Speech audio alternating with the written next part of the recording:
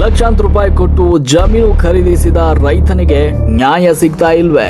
ಅಧಿಕಾರಿಗಳ ಕ್ರಮದ ವಿರುದ್ಧ ಗಂಭೀರ ಆರೋಪ. ತುರುವೇಕೆರೆ ತಾಲೂಕಿನ ಮಾಯಸಂದ್ರ ಹೋಬಳಿಯ ಕಾಡಲ್ ಗಿಡದ ಕಾವಲು ಗ್ರಾಮದಲ್ಲಿ ಜಮೀನು ವಿವಾದ ಹೊಸ ತಿರುವನ್ನ ಪಡೆದುಕೊಂಡಿದೆ. 2024ರಲ್ಲಿ ಸರ್ವೆ ನಂಬರ್ 7ರಲ್ಲಿ 4 ಎಕರೆ ಜಮೀನನ್ನು ಕಾನೂನುಬದ್ಧವಾಗಿ ಖರೀದಿಸಿ ಅನುಭವದಲ್ಲಿದ್ದೇನೆ ಅಂತ ರೈತ ಚಂದ್ರೇಗೌಡ ತಿಳಿಸಿದ್ದಾರೆ. ತಮ್ಮ ಬಳಿ ಎಲ್ಲ ದಾಖಲಾತಿಗಳಿದ್ರೂ ಕೆಲವರು ಯಾವುದೇ ದಾಖಲೆಗಳಿಲ್ಲದೆ ಜಮೀನಿನ ಮೇಲೆ ಹಕ್ಕು ಸಾಧಿಸಲು ಪ್ರಯತ್ನ ಮಾಡ್ತಾ ಇದ್ದು, ಅಧಿಕಾರಿಗಳ ಸಹಕಾರದಿಂದ ತಮ್ಮ ಜಮೀನಿನಲ್ಲಿ ತಮ್ಮ ಗಮನಕ್ಕೆ ತರದೆ ಸರ್ವೆ ನಡೆಸಲಾಗ್ತಾ ಇದೆ ಅಂತ ಆರೋಪಿಸಿದ್ದಾರೆ. ಇನ್ನು ಜಮೀನಿನ ಮಾಲೀಕರಾಗಿರುವ ನನಗೆ ಯಾವುದೇ ನೋಟಿಸ್ ನೀಡದೆ ತಹಶೀಲ್ದಾರ್, ಕಂದಾಯ ಇಲಾಖೆ ಹಾಗೂ ಸರ್ವೆ ಇಲಾಖೆ ಸಿಬ್ಬಂದಿಗೆ ಜಮೀನಿಗೆ ಪ್ರವೇಶ ಮಾಡಿ ಅಳತೆ ಕಾರ್ಯ ಕೈಗೊಂಡಿರುವುದು ಯಾವ ಕಾನೂನಿನ ಪ್ರಕಾರ ಅಂತ ಪ್ರಶ್ನೆ ಮಾಡಿದ್ದಾರೆ. ಅವರು ಕಾದಿಂದ ಅವರೇ ಪೊಸಿಷನ್ ಇದ್ರು. ಆ ಪೊಸಿಷನ್ ನಾನು ಬಂದ ಮೇಲೆ ಇಲ್ಲಿ ನನಗೆ ಗಲಾಟೆ ಮಾಡಿ ಜಮೀನಲ್ಲಿ ಕೊಡ್ದಂಗೆ ಇವರೆಲ್ಲ ಇದು ಮಾಡ್ತಾ ಇದ್ದಾರೆ.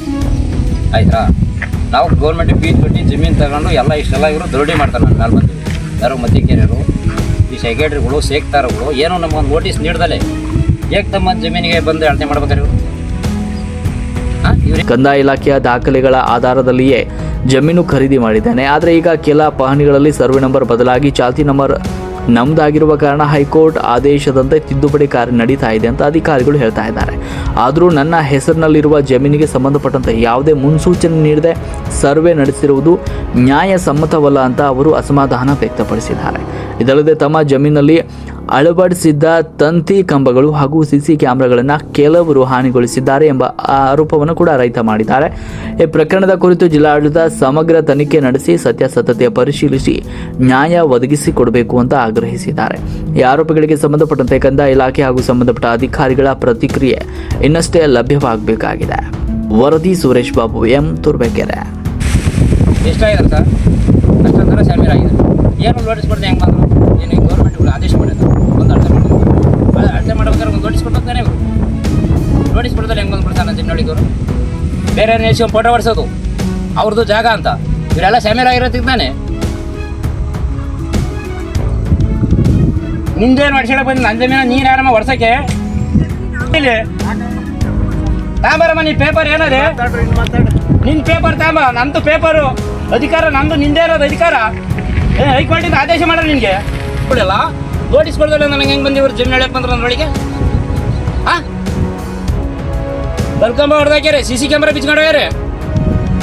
ಇಷ್ಟೆಲ್ಲ ನನಗೆ ಅಧ್ವಾನ ಮಾಡಿ ಇವ್ರು ಇಕ್ಕಟ್ಟು ಕೊಡ್ತಾರೆ. ನಮ್ಮ DCIC ಮುಂದೆ ನಾಳೆಗೆ ದರೋಡಿ ಹುಡ್ತೀನಿ ನಾನು. ಇಸ ಕೂಡ ಸತ್ತೋಯ್ತೀನಿ ಅಂತ ಸರ್. ಯಾವ ಊರು? ಚಟ್ನಳ್ಳಿ. ಎಷ್ಟು ಎಕರೆ ಜಮೀನು ಇದೆ? 4 ಎಕರೆ ಜಮೀನು. ಯಾವಾಗ ಖರೀದಿ ಮಾಡಿದ್ ನೀವು? ಅಲ್ಲೇ ಸರ್, ಅವ್ರಿಗೆ 3 ವರ್ಷನೇನಾಗಿದೆ ಸರ್. 3 ವರ್ಷದಿಂದ ನೀವೇ ಇದ್ದೀರಾ? ಹೌದು. ಮತ್ತೆ ಅವ್ರದ್ದು ಅಂತ ಹೇಳ್ತಾವ್ರಲ್ಲ? ಅವ್ರದ್ದು ಅಂತ ಹೇಳಿದ್ರೆ ಅವ್ರು ಪೇಪರ್ ಕೊಡ್ಲಿ. ಅವ್ರದ್ದು ಏನದು ಇಷ್ಟ ಬರೀ ಕಂದಾಯ ರಸೀದಿ ತರಲಿ. ಅವ್ರ ಅಪ್ಪಂದೇ ಜಾಗ ಈಗಲೇ ಬಿಟ್ಟು ಹೋಯ್ತೀನಿ. ಅವ್ರ ಅಪ್ಪಂದೇನಲ್ಲ ಜಾಗ. ಸರ್ವೆ ನಂಬರ್ 10 ಬದ ಬೋಳಿ ಮಗ 10 ಬದ ಯಾವಂದಾರ ಮಾಡ್ಕೊಳ್ಳಿ. ನಂದು ಆಲ್ರೆಡಿ ನಾನು ಸರ್ವೆ ನಂಬರ್ 7 ಜಾಗದ ಪಕ್ಕ ಐತೀನಿ. ಈ ಸಲ ನಂಗೆ ಅಧ್ವಾನ ಇಕ್ಕಟ್ಟು ಕೊಡ್ತಾರೆ ಇವರು. ಈ ಸಲ ಹೇಳ್ತಿದ್ದೆ ಸರ್. ಹಾಂ, ಅಧಿಕಾರ ಕಂದಾಯ ರಸೀದಿ ಇರ್ಕೊಳ್ಳಿ ನನಗೆ ಬೇಕಾರೆ ಅವನು. ಇವ್ರು ಎಷ್ಟೆಲ್ಲ ಸೇರ್ಕೊಂಡು ನಾನು ಇಕ್ಕಟ್ಟು ಕಳೆದ್ರೆ ಓಪನ್ ಮಾಡ್ಕೊಂಡು ಇವರೆಲ್ಲ ಊರು ಜನ ಎಲ್ಲ ಸೇರಿ ಏನು ಇವ್ರ ಅಪ್ಪನ ಆಸ್ತಿಗೆ ಹೋಗಿದ್ದೀನ? ಹೌದು, ನಮ್ಮ ಅಪ್ಪಂದೇ ಆಸ್ತಿ ಇದು. ತಾಂಬ ನಿಂದೇನಾರು ಇಷ್ಟ ಕಂದಾಯ ರಸೀದಿನ ತಾಂಬರಮ್ಮ. ಈಗಲೇ ಬಿಟ್ಟೆ ನಿಂದೇನ ಕಂದಾಯ ಪೇಪರ್ ಇಷ್ಟ ಆಗಿದೆ 7 ಸರ್ವೆ ನಂಬರ್ದು.